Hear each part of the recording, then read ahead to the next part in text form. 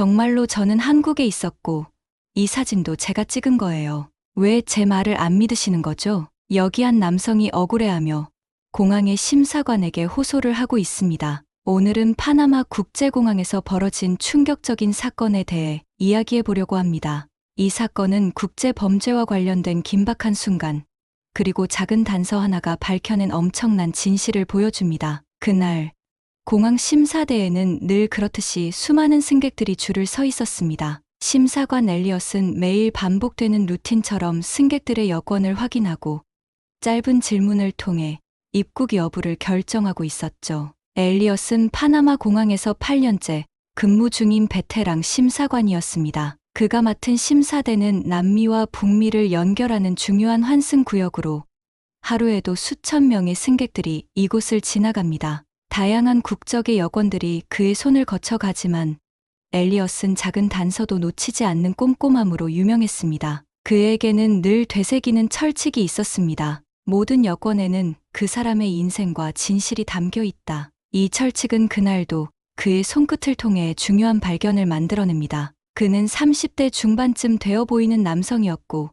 깔끔한 캐주얼 복장에 차분한 태도를 보였습니다. 여권을 내밀며 그는 이렇게 말했죠. 안녕하세요. 저는 한국에서 왔습니다. 미국으로 가는 길에 잠시 환승 중입니다. 겉으로 보기엔 모든 것이 완벽해 보였습니다. 여권 상태는 흠잡을 데 없었고 그의 태도도 자신감이 넘쳤습니다. 엘리엇은 늘 그렇듯이 여권을 받아들고 검사를 시작했습니다. 그의 첫 질문은 간단했습니다. 여행 목적은 무엇입니까? 그는 웃으며 대답했습니다. 미국에 있는 친구를 만나러 갑니다. 겉보기에는 전혀 문제가 없었습니다. 하지만 엘리엇의 눈에 작은 이상함이 들어왔습니다. 여권에 찍힌 출발 도장이 문제였죠. 엘리엇은 고개를 들어 물었습니다. 에콰도르에서 오셨다고요? 그런데 왜 여권에는 한국 출발 기록이 없습니까? 그는 잠시 멈칫했지만 곧 차분하게 대답했습니다. 아, 그건 공항 직원이 깜빡하고 도장을 찍지 않은 것 같습니다. 제가 한국에서 에콰도르로 갔다가 이제 미국으로 가는 비행기를 탔거든요. 그의 대답은 논리적으로 들릴 수도 있었습니다. 하지만 엘리엇은 그의 태도에서 어딘가 부자연스러움을 느꼈습니다. 그래서 그는 더 구체적인 질문을 이어갔습니다. 한국에서 주로 머무신 곳은 어디인가요? 그는 빠르게 대답했습니다. 서울이요. 명동 근처에서 시간을 자주 보냈습니다. 대답은 자연스러웠지만 지나치게 일반적이었습니다. 엘리엇은 그가 말하는 내용이 겉핥기식이라는 것을 직감적으로 느꼈습니다. 엘리엇은 대화로 그의 진위를 확인하기 위해 더 구체적인 질문을 던졌습니다. 그렇다면 한국에서 가장 좋아하는 음식은 무엇인가요? 그는 미소를 지으며 대답했습니다. 비빔밥이요. 그리고 김치도 좋아합니다. 정답 같았지만 엘리엇은 그가 지나치게 뻔한 답변을 하고 있다고 생각했습니다. 그래서 한국의 문화와 관습에 대해 질문을 던져보기로 했습니다. 혹시 한국에서는 식사 전에 어떤 인사말을 하나요? 그는 잠시 멈칫하다 대답했습니다. 잘 먹겠습니다. 정답이긴 했지만 그의 말투에는 확신이 부족했습니다. 그래서 엘리엇은 마지막 질문으로 치고 들어갔습니다. 한국에서 어른에게 술을 따를 때는 어떻게 해야 하나요? 그는 양손으로 잔을 들고 고개를 살짝 돌리는 신용을 하며 대답했습니다. 양손으로 잔을 들고 고개를 돌려 마십니다. 답은 맞았지만 그의 동작은 어딘가 부자연스러웠습니다. 마치 미리 연습한 것을 흉내내는 듯했죠. 이제 엘리엇은 확신했습니다. 이 승객이 들고 온 여권은 진짜가 아닐 가능성이 높았습니다. 하지만 단순히 의심만으로 결정을 내릴 수는 없었습니다. 그래서 엘리엇은 그에게 마지막으로 이렇게 물었습니다. 자신이 한국인이라는 것을 증명할 수 있는 다른 자료가 있습니까? 그는 잠시 생각하더니 가방에서 휴대전화를 꺼냈습니다. 물론이죠.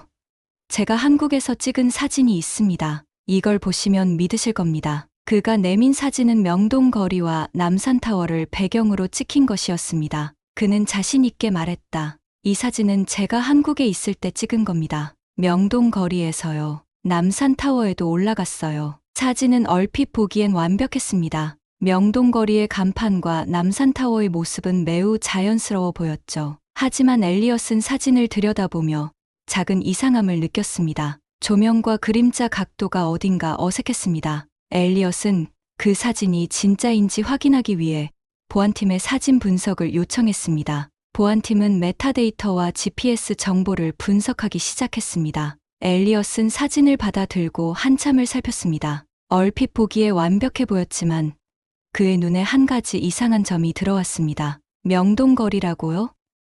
그런데 배경에 보이는 남산타워의 각도가 조금 이상하군요. 이 사진이 정말로 한국에서 찍힌 게 맞습니까? 그는 태연한 척하며 대답했습니다. 네, 맞습니다. 제가 한국에 있었을 때 직접 찍은 사진입니다. 비 오는 날이라 그런지 조금 흐릿하게 나왔네요. 하지만 확실히 한국에서 찍은 겁니다. 엘리엇은 고개를 끄덕이며 보안팀의 사진 파일의 정밀 분석을 요청했습니다. GPS 정보와 촬영 날짜를 확인해 주세요. 이 사진의 진위를 파악하는데 중요한 단서가 될 겁니다. 보안팀은 즉시 사진 파일을 분석하기 시작했습니다. 메타데이터, GPS 정보, 파일 수정 여부 등을 하나하나 확인했습니다. 잠시 후 보안팀 직원이 돌아와 결과를 보고했습니다. 이 사진은 한국에서 찍힌 게 아닙니다. 메타데이터를 확인한 결과 GPS 정보가 에콰도르를 가리키고 있습니다. 또한 디지털 합성 흔적이 발견되었습니다. 엘리엇은 사진을 다시 들여다보며 물었습니다. 이 사진, 정말로 한국에서 찍은 거라고 하셨죠? 그런데 왜 GPS 정보는 에콰도르를 가리키고 있습니까? 그는 당황하며 답변을 늘어놓기 시작했습니다. 아, 그게 제가 핸드폰으로 사진을 편집했거든요. 밝기 조정을 하다 보니 메타데이터가 바뀌었을 수도 있어요. 요즘 어플들은 그렇게 작동할 때가 많잖아요. 제가 일부러 그런 건 아닙니다. 요즘 어플로 편집하면 이런 일이 가끔 생길 수도 있잖아요. 심사관은 고개를 갸웃하며 물었다. 어플로 편집하면 GPS 정보까지 바뀌나요? 그리고 어떤 어플을 사용했는지 기억하십니까? 그는 당황한 표정으로 말했다. 스냅 모시기요. 이름이 잘 기억나지 않는데 흔히 사용하는 편집 어플이에요. 심사관은 단호하게 말했다. 정확히 기억도 나지 않는 어플로 사진을 편집했다고 주장하시는 건가요? 그리고 그 결과로 GPS 정보가 에콰도르로 바뀌었다고요? 그는 목소리를 높이며 반박했다. 정말로 그런 거라니까요. 제가 일부러 조작한 게 아닙니다. 사진이 진짜라는 걸 믿어주세요. 심사관은 냉정하게 대답했다. 사진의 메타데이터와 합성 흔적은 거짓말을 하지 않습니다. 이 사진은 한국에서 찍힌 것이 아니며 조작된 것으로 보입니다. 그의 목소리는 점점 더 떨리기 시작했다. 밝기 조정을 했다고 해서 GPS 정보가 바뀌는 경우는 없습니다. 그리고 사진 파일에 합성 흔적이 남아 있습니다. 이 사진은 조작된 게 확실합니다. 승객은 한동안 말없이 엘리엇의 눈치를 보더니 억지로 웃으며 변명했습니다. 아마 제 핸드폰이 오래돼서 그런 걸 겁니다. 정말로 저는 한국에 있었고 이 사진도 제가 찍은 거예요. 왜 제 말을 안 믿으시는 거죠? 엘리엇은 단호하게 대답했습니다. 제가 믿지 않는 게 아닙니다. 다만 이 사진이 실제로 한국에서 찍힌 게 아니라고 하는 증거가 너무 많을 뿐입니다. 그의 태도는 점점 흔들리기 시작했습니다. 하지만 그는 여전히 자신을 변호하려 애썼습니다.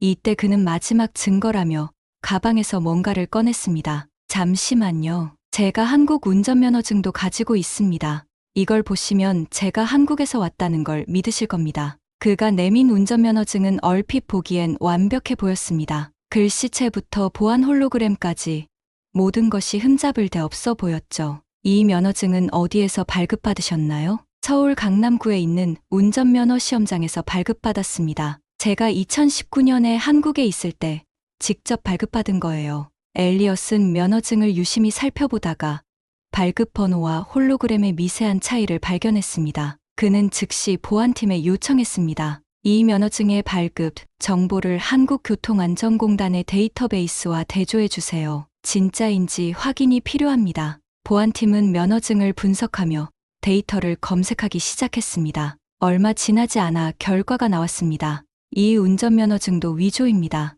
발급 번호와 소유자 이름이 실제 데이터베이스와 일치하지 않습니다. 또한 사용된 홀로그램과 글씨체가 실제 운전면허증과 다릅니다. 엘리엇은 운전면허증을 내려놓으며 물었습니다. 이 운전면허증도 진짜라고 주장하셨죠?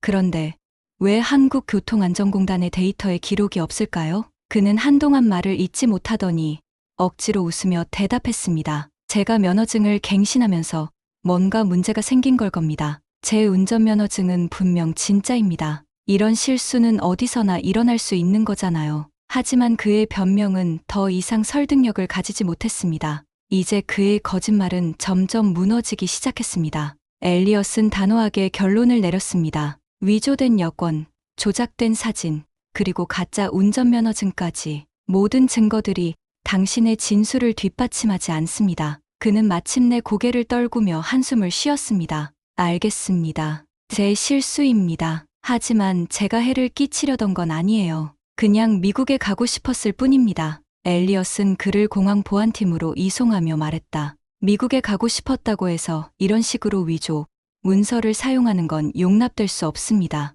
당신의 행동은 국제적인 범죄입니다. 보안팀은 그를 출발지인 에콰도르로 송환하기 위한 절차를 밟아 경찰에 넘겨져 상황은 마무리가 되었습니다. 이 사건은 단순히 한 사람이 위조 여권으로 적발된 일이 아닙니다. 한국 여권은 전 세계적으로 높은 신뢰를 받고 있으며 189개국 이상에서 무비자로 입국할 수 있을 정도로 영향력이 큰 문서입니다. 하지만 그만큼 한국 여권을 악용하려는 시도도 늘어나고 있습니다. 이번 사건에서 사용된 위조 여권과 운전면허증은 매우 정교하게 제작되었습니다. 이 사건은 단순한 개인의 범죄라기보다는 국제적인 위조 문서 조직이 개입했을 가능성을 보여줍니다. 국제사회는 이러한 시도를 막기 위해 더 강력한 보안 시스템과 협력이 필요합니다. 한국 여권은 단순한 신분증이 아닙니다. 그것은 한국이라는 나라가 쌓아온 국제적 신뢰의 상징입니다. 하지만 그 신뢰를 유지하기 위해선 끊임없는 관리와 감시가 필요합니다.